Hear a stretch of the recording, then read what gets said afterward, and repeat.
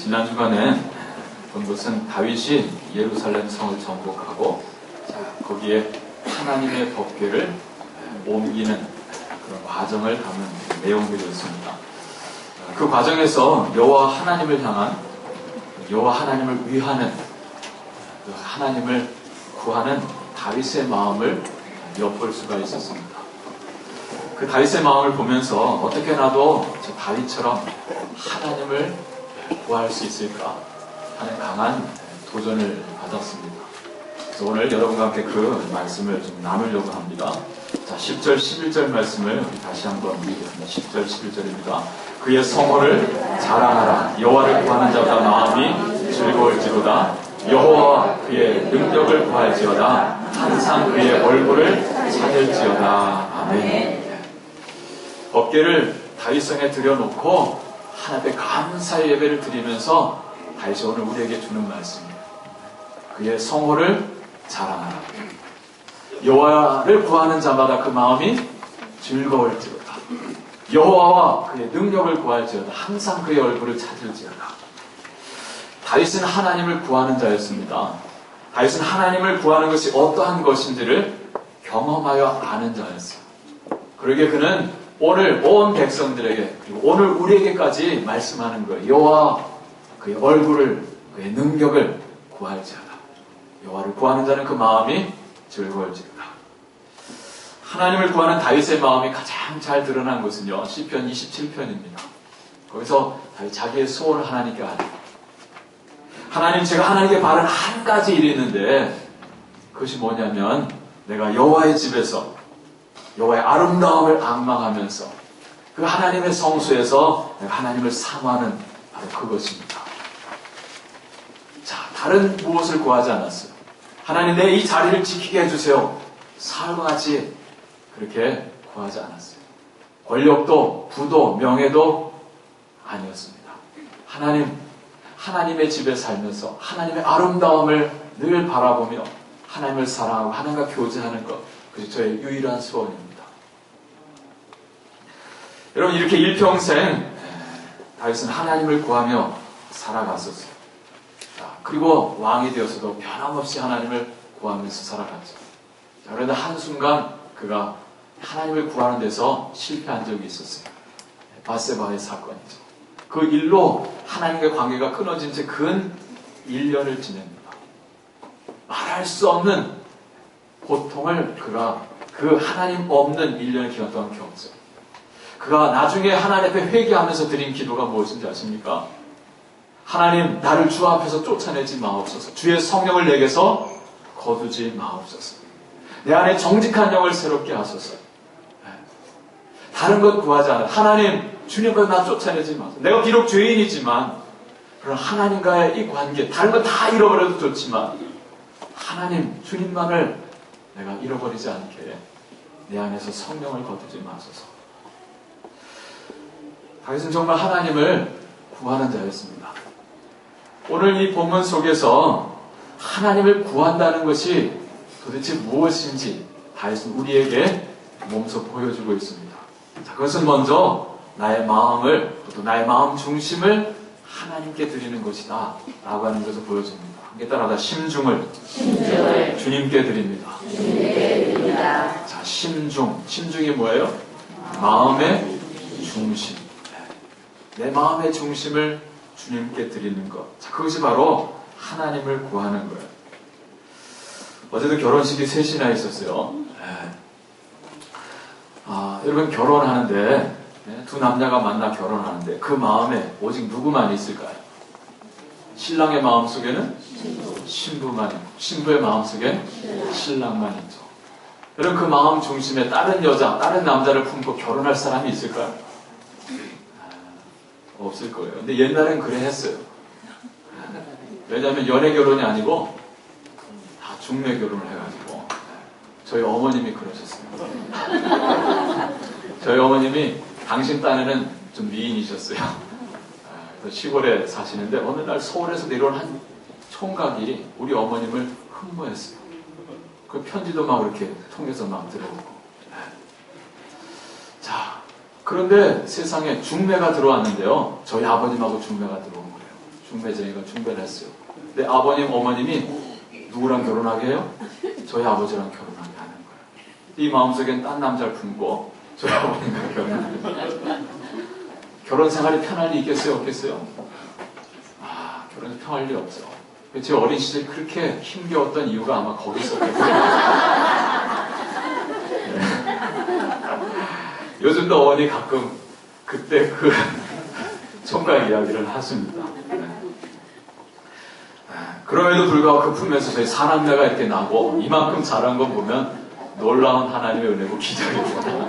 네. 그래도 우리 어머니께서 저희 아버님 만나 복 받은 게 하나 있어요. 예수 믿게 된 거거든요. 우리 아버님 표현은, 어머님 표현으로 우락부락한 남자. 사진만 봐도 안 만나고 싶었는데 결혼을 했다는 거예요. 그래도 예수 만나게 됐고, 또 저도 보게 됐고, 할렐루야. 하나님을 구한다라고 하는 것은 그 마음 중심을 누구에게 드리는 걸까요? 하나님께 드리는 하나님. 그리고 하나님을 예배하면서 이 순간 다른 무엇을 이 마음에 품고 예배하는, 가능하겠어요? 불가능하죠. 자, 역대상 11장을 보면요, 다윗이 예루살렘을 정복하는 이야기가 나옵니다. 예루살렘을 누가 정복했다고요? 다윗이 정복합니다. 여러분, 예루살렘은 이스라엘의 심장부에 있는 성읍이었어요. 도시였습니다. 자, 그런데 다윗이 왕이 될 때까지 이스라엘은요, 예루살렘을 정복하지 못했어요. 예루살렘은 이스라엘의 영토가 아니었습니다. 가나안 7 족속 중에 하나였던 강하고 악하고 음란했던 여부스 족속이 그 예루살렘을 차지하고 있었어요. 여호수아 때에도, 사사 시대에도, 사울이 왕이 되었을 때에도 예루살렘을 정복하지 못했습니다. 여부스 족속이 그것에 또아리를 틀고 꼼짝 않고 있었던 거예요. 자, 그러나 다윗이 왕이 되었을 때, 비로소 예루살렘을 정복합니다. 다윗이 왕이 되어서 제일 먼저 한 것이 무엇이냐? 예루살렘을 정복합니다. 거기는 여부스 족속을 다 몰아내고, 그리고 거기에 성을 쌓고, 그리고 거기에 무엇을 드렸습니까? 하나님의 궤, 법궤를 드렸습니다. 오늘 본문 1절은 이렇게 시작하죠. 하나님의 궤를 메고 들어가서. 하나님의 궤를 메고 들어가서. 어디에 들어갔다는 거죠? 예루살렘 성, 시온 산성, 다윗성에 하나님의 법궤를 드린 거예요. 여러분, 법궤는 하나님의 임재를 상징합니다. 자, 여호와의 법궤가 예루살렘 성에 들어왔다. 어떤 의미가 있을까요? 이제 비로소 이스라엘에서 하나님이 왕이 되시는 거예요. 지금까지는 다 주변만 드렸어요. 그러나 이제 예루살렘을 정복하고 거기에 다윗성을, 거기에 여호와의 법궤를 드린 하나님이 그곳에 임하시는 거예요. 다윗은 하나님께서 아브라함이 약속해 주신 그 땅, 가나안 땅을 이제 온전히 취하여서 하나님께 드렸습니다. 약속의 성취이죠. 자, 시편 23편은요, 다윗이 법궤를 다윗성에 드리는 그 과정에서 하나님을 찬양했던 고백이다라고 해석을 합니다. 자, 거기서 다윗이 어떻게 찬양을 합니까? 문들아 너희 머리를 들지어다. 영원한 문들아 들릴지어다. 영광의 왕이 들어가시리로다. 영광의 왕이 누구시냐? 만군의 여호와께서 곧 영광의 왕이시로다. 하나님의 법궤를 메고 들어가면서 뭐라고 말하면 영광의 왕이 들어가시리로다. 문들아 머리를 들지어다. 이제야 비로소 가나안 땅 모든 곳에 하나님의 통치가 이루어집니다. 다윗 때까지 이스라엘은요, 중심을 들이지 못했고 뭐만 드렸어요? 주변만 드렸던 거예요. 주변만.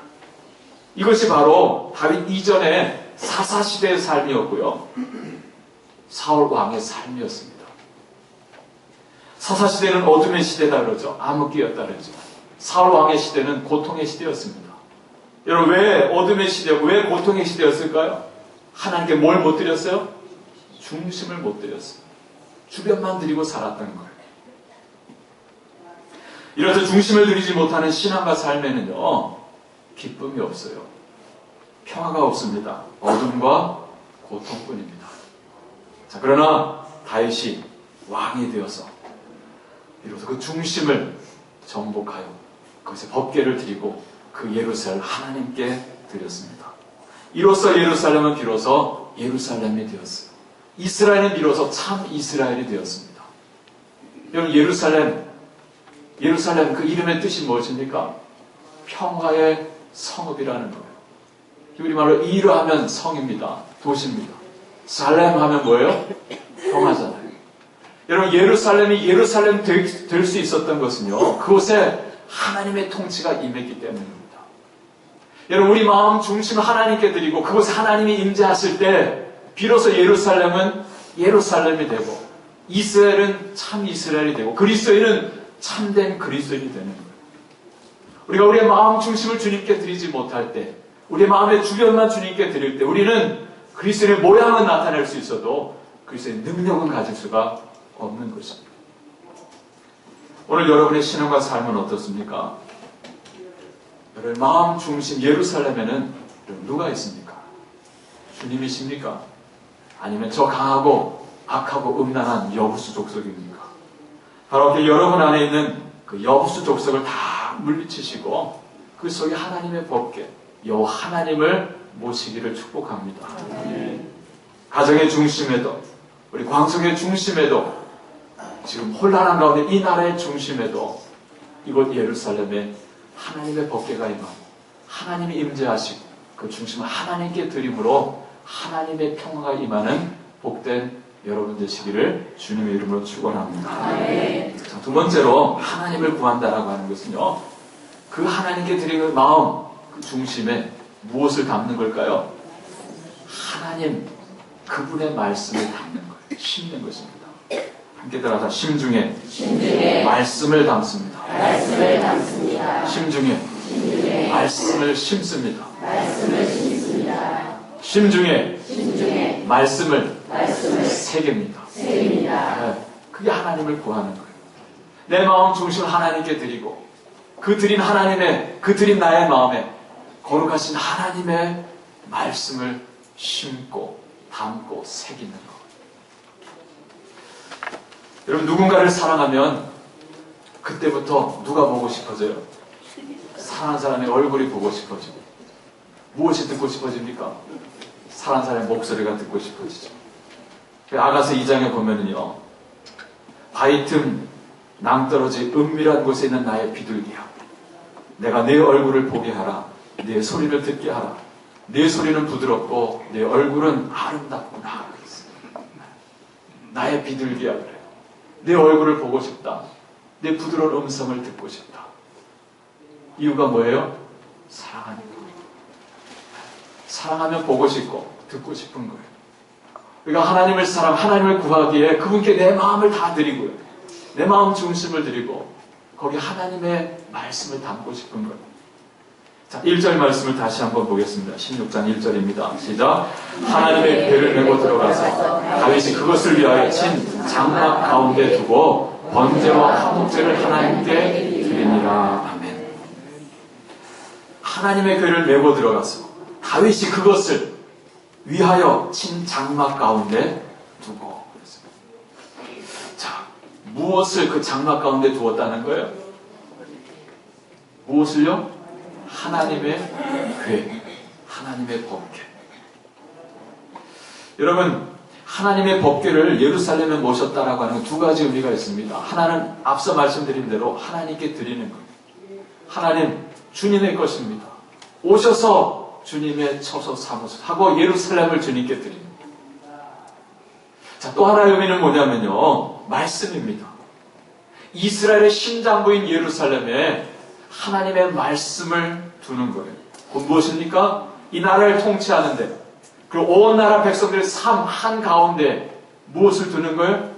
하나님의 말씀을 두는 거예요.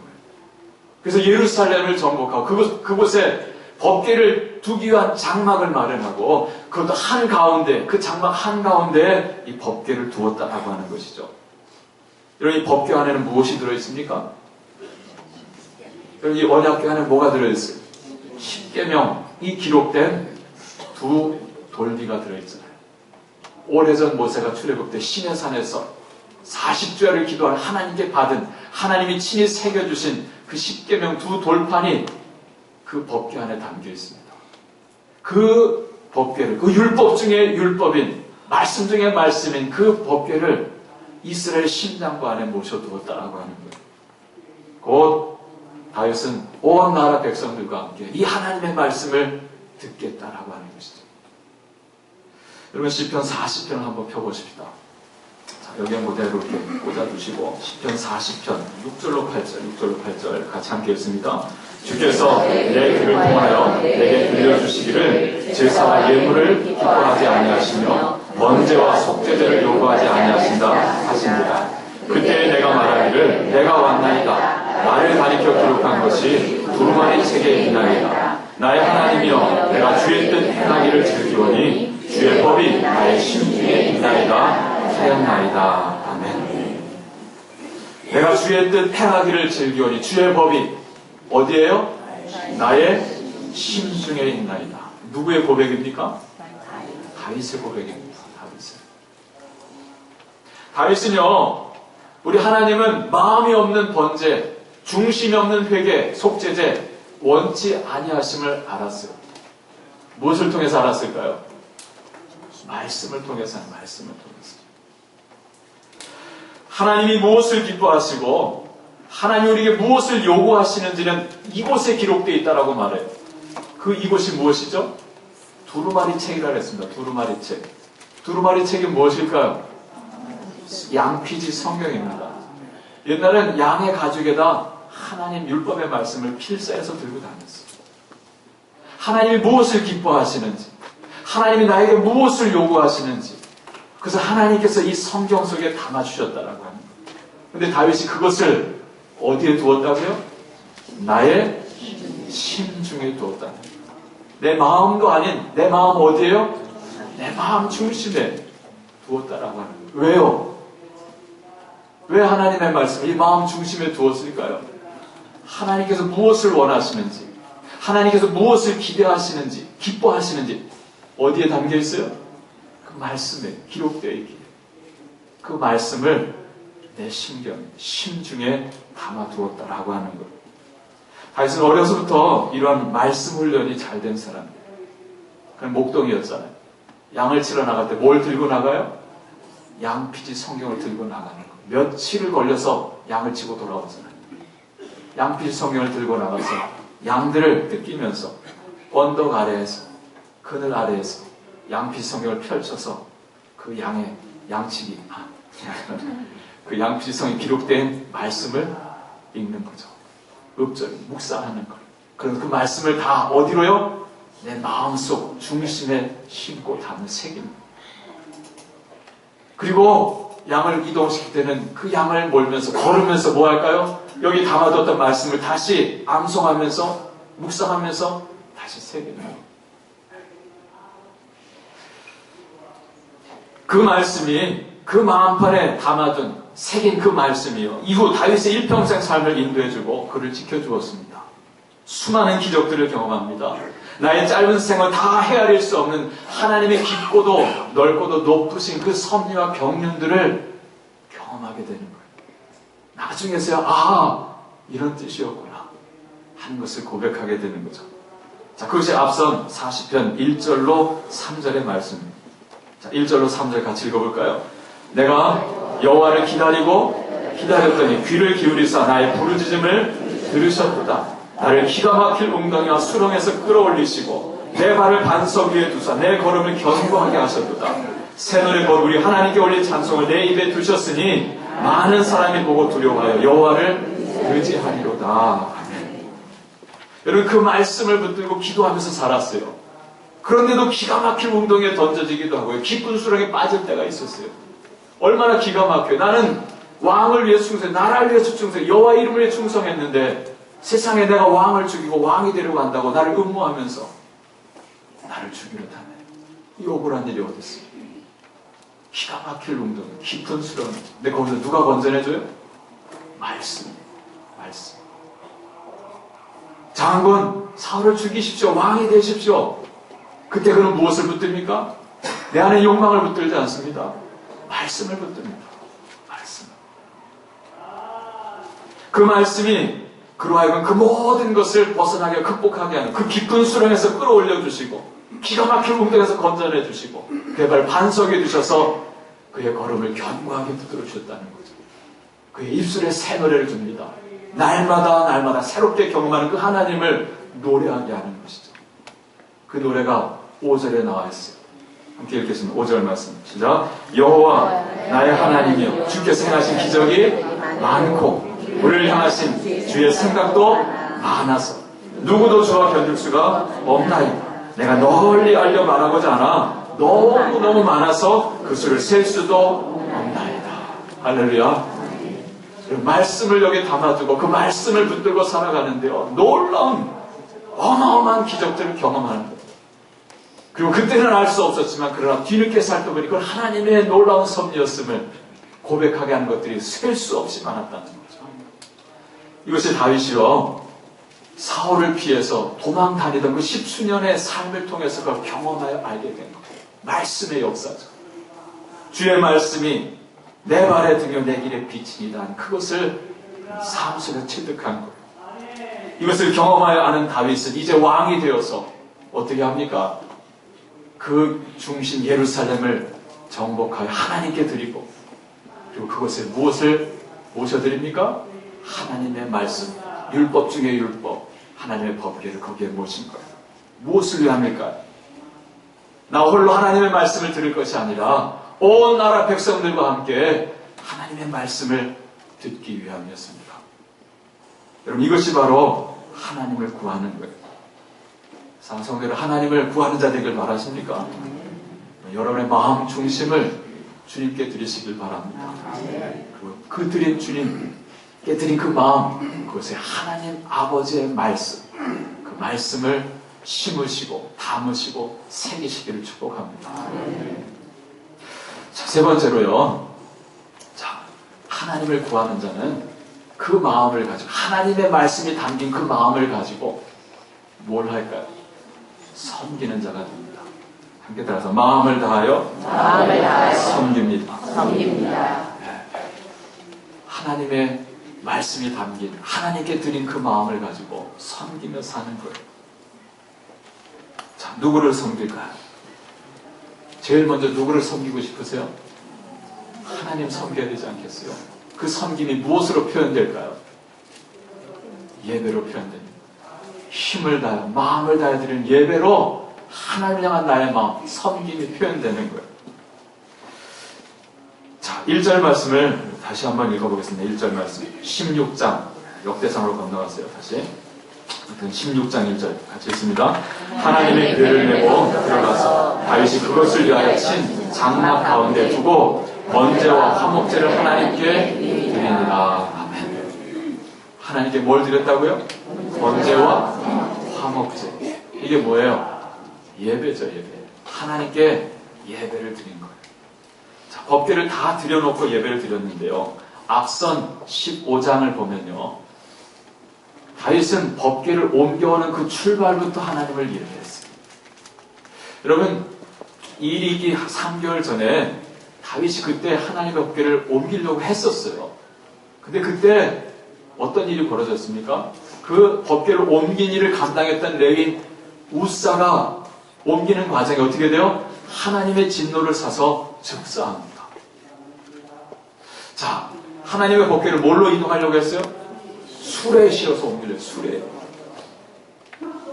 자, 수레시에서 이 말레이가 기란 여아렘으로부터 한 13km 떨어진 이 예루살렘까지 옮기려고 하는데, 그만 타작마당을 지날 때 이 소들이 와 먹을 것 하면서 펄쩍 뛴 거예요. 그러니까 수레가 덜커덩하면서 법궤가 흔들리니까 우사가 어머 법궤 하면서 잡았는데, 그때 하나님이 그 우사를 치셨다 그랬어요. 아니, 왜 법궤를 잡는데 왜 치셨을까요? 여러분, 하나님의 법궤는 어떻게 이동하게 되어 있습니까? 어깨에 메고 이동하게. 그것도 레위인이 먼저 몸을 성결하게 하고 그리고 어깨에 메어서 이동하게 되어 있는데, 근데 뭘로 이동하려고 했어요? 편리하게 수레로 이동하려고 합니다. 오늘 여러분, 하나님의 말씀을 너무 편하게 가지고 다니지 마세요. 하나님의 말씀, 무게가 있는 거예요. 가치가 있는 거예요. 자, 그런데 왜 그걸 수레로 옮기려 했을까요? 전에 보니까 법궤를 빼앗겼다가 다시 돌려받을 때 블레셋 사람들이 어떻게 법궤를 보냈어요? 술에 실어서 보냈어요. 그때 하나님이 블레셋을 쳤어요, 안 쳤어요? 그때는 안 치셨어요. 여러분, 그들은 이방인들, 하나님의 말씀을 모르는 자들이에요. 하나님 그들에게 대해서, 그거에 대해서는 묻지 않으셨어요. 근데 레위인은 알아야 되잖아요. 제사장은 알아야 되잖아요. 다윗은 알아야 되잖아요. 근데 야, 수레로 해도 괜찮더라. 뭐 힘들게 어깨에 메고 가냐? 그 수레에 실어가지고 옮겨오다가 그 화를 당했다. 근데 그때는 알지 못해요. 다윗이 하나님이 기뻐하지 아니하시나 보다 해가지고 다윗성에 들이지 못하게 하고 어떻게 하니 그걸 오베데돔의 집으로 옮겨가게 했습니다. 그리고 그 석 달 동안 다윗은 왜 하나님이 기뻐하지 아니하셨을까? 원인을 찾아갑니다. 그리고 15장에서 보면 그 원인을 발견해내요. 전에는 너희가 하나님의 괴를 어깨에 매지 아니하였을까 하면서 제사장과 레위인들을 준비시키면서 그들로 하여금 몸을 성결하게 합니다. 그리고 이제는 법궤를 매게 해요. 자, 그런데요, 사무엘하 6장에 보면, 그리고 역대상 15장 앞장을 보면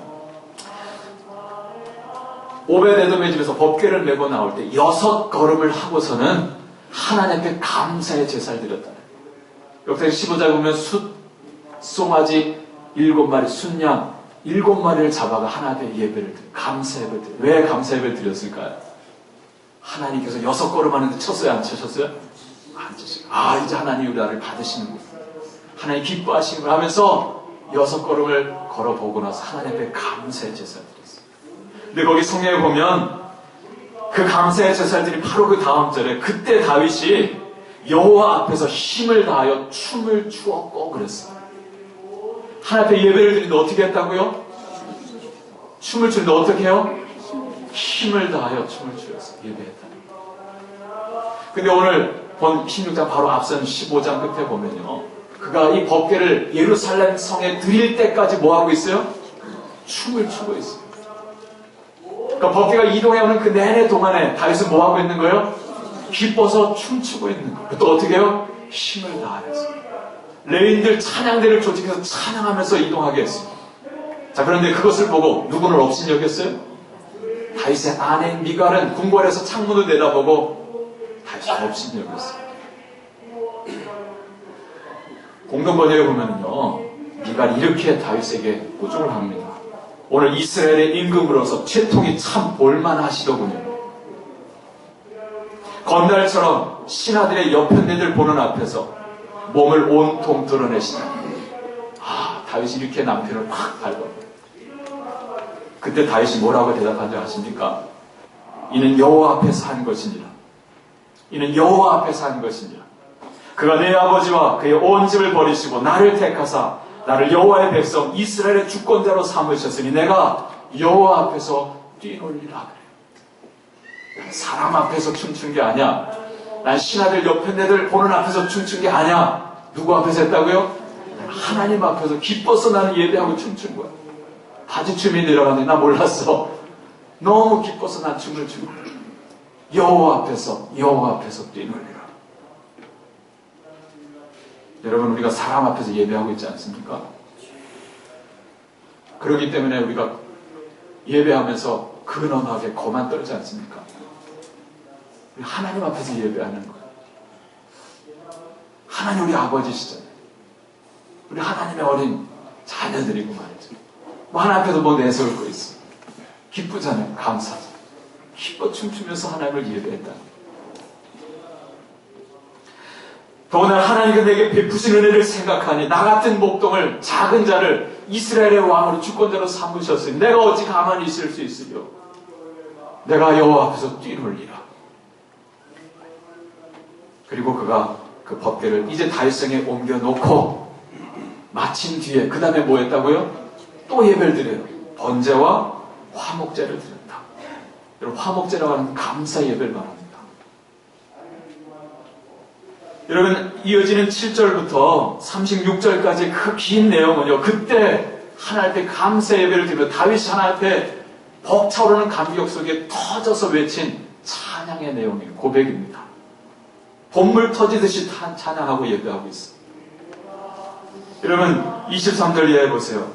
온 땅이여 여호와께 노래하며 그의 구원을 날마다 선포할지어다. 그의 영광을 모든 민족 중에, 그의 기한 행적을 만민 중에 선포할지어다. 여호와는 위대하시니 극진히 찬양할 것이요 모든 신보다 경외할 것입니다. 만국의 모든 신은 헛것이나 여호와께서 하늘을 지으셨도다. 존귀와 위엄이 그의 앞에 있으며 능력과 즐거움이 그의 처소에 있도다. 여러 나라의 종족들아 영광과 권능을 여호와께 돌릴지어다. 여호와께 돌릴지어다. 여호와 이름에 합당한 영광을 그에게 돌릴지어다. 죄물을 들고 그 앞에 들어갈지어다. 아름답고 거룩한 것으로 여호와께 경배할지어다. 온 땅이여 그 앞에서 떨지어다. 세계가 굳게 서고 흔들리지 아니하는도다. 하늘은 기뻐하고 땅은 즐거워하며 모든 나라 중에서는 이르기를 여호와께서 통치하신다 할지로다. 바다와 거기 충만한 것이 외치며 밭과 그 가운데 모든 것은 즐거워할지로다. 여러분 지금 다윗이 홀로 찬양하고 예배하는 거 아니에요. 제사장들과 레위인들과 백성들과 함께 하나님을 예배하는데요. 우리만 예배하자 그러지 않아요. 온 나라 백성들아 종족들아 온 땅이요 하늘은 땅은 모든 나라 중에서는 바다와 거기 충만한 것 밭과 거기 있는 가운데 모든 것 다 하나님께 영광을 돌리고 찬송할지로다. 터져나오는 다윗의 이 열망이 느껴지지 않습니까? 오늘 우리가 어떻게 주님을 예배하고 있습니까? 우리 광성의 예배가요 하나님 앞에 그냥 어린아이처럼 벅차오른 감격 터지듯 예배를 드렸으면 좋겠어요. 왜요? 하나님께서 내게 베푸신 은혜를 생각하면 견딜 수가 없는 거예요. 다윗이 시작부터 과정 내내 마치는 그 순간까지 예배를 해요. 사랑하는 성도들은 예수를 만난 그 순간부터 여러분 일평생의 삶이 하나님 앞에서 힘을 다하여 마음을 다하여 어린아이와 같이 뛰놀며 주님을 예배하는 여러분 되시길 바랍니다. 네. 그 주님 나라에 갔을 때 그냥 마음껏 주님을 더 예배하시죠. 두 번째로요. 누구를 섬길까요? 하나님을 섬기고 백성을 섬기고 백성을 축복합니다. 2절 말씀 같이 있습니다. 2절 같이 읽습니다. 다윗이 번제와 화목제를 드리기를 마치고 여호와의 이름으로 백성에게 축복하고 할렐루야. 예배를 드리기를 마치고 나서 그 다음에 어떻게 했다고요? 여호와의 이름으로 그 앞에 있는 백성들을 축복했어요. 백성들을 섬기는 거예요. 그뿐만이 아닙니다. 자, 43절 말씀 볼까요? 마지막 43절 16장 43절 자, 같이 읽습니다. 이에 문 백성은 각각 그 집으로 돌아가 다윗도 자기 집을 위하여 축복하려고 돌아갔더라. 아멘. 자, 법궤를 다 드렸고 예배도 끝났어요. 문 백성은 다 어디로 돌아가요? 각각 집으로 돌아갔어요. 근데 다윗은 어떻게 했다고요? 똑같이 집으로 돌아갑니다. 근데 목적이 있었어요. 뭘 하려고요? 자기 집을 축복하려고 돌아갔어요. 이제 예배가 좀 있으면 끝나겠죠? 여러분 다 집으로 돌아갈 거예요. 여러분 그때 어떻게 돌아가시겠어요?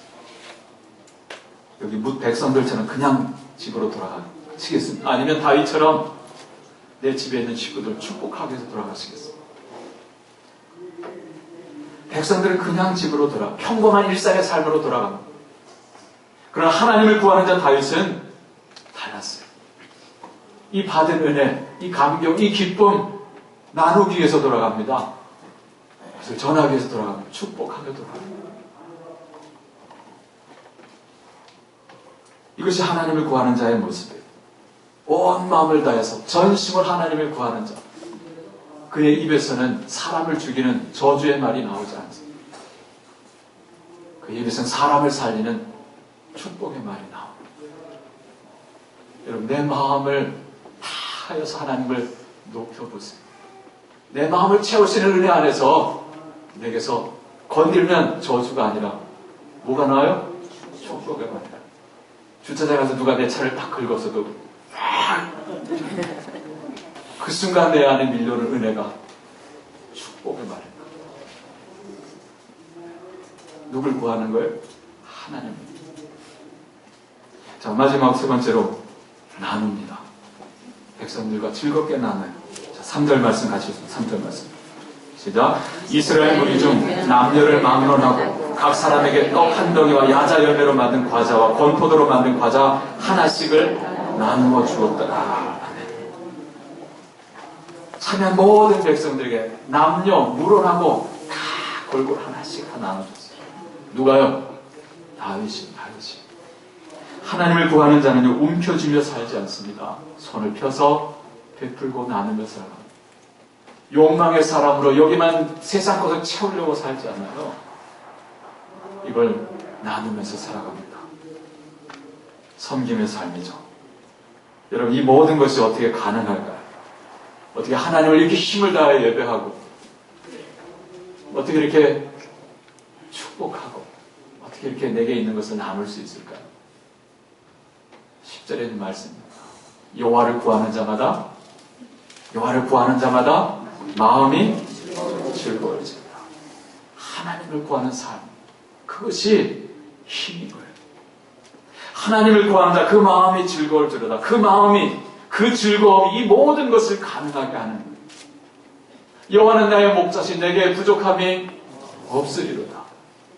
주께서 내 머리에 기름을 바르셔서 내 잔이 넘치나이다. 내 안에 넘치는 은혜가 있게 해요. 하나님을 힘을 다해 찬양하고 축복하고 나눌 수 있는 거죠.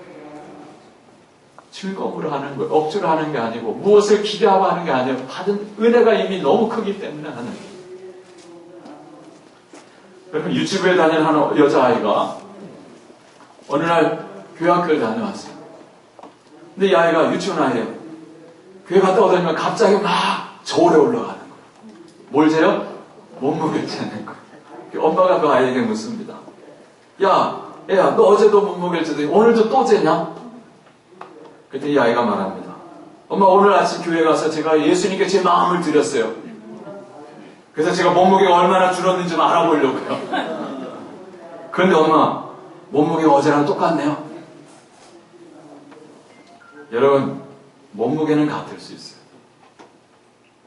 그러나 하나님을 구하는 자의 마음은 어떨까요? 가벼워지죠. 할렐루야. 네. 몸은 변함이 없을지라도 마음은 한결 가볍습니다. 세상을 구하는 자의 마음에는 기름이 낍니다.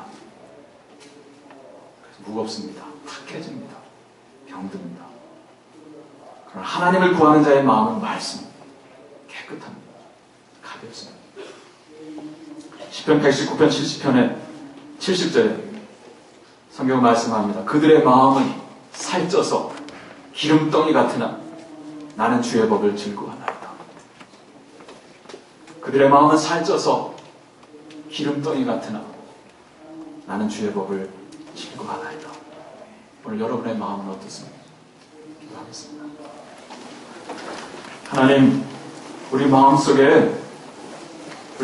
예루살렘에 또아리를 들고 자리하고 있는 이 여호수 족속을 주여 물리치게 하옵소서. 그래서 우리 마음 중심을 주님께 드리게 하시고, 그 드린 마음에 하나님의 말씀을 심고 하나님의 기뻐하시는 것이 무엇인지 알고 마음껏 행하게 하여 주옵소서. 힘을 다하여 마음을 다해 주님을 예배하게 하시고 마음껏 축복하게 하시고 즐겁게 나누며 살아갈 수 있는 하나님의 사람들, 하나님의 사랑하는 다윗이 주여 되게 하여 주시옵소서. 예수님의 이름으로 기도합니다. 아멘.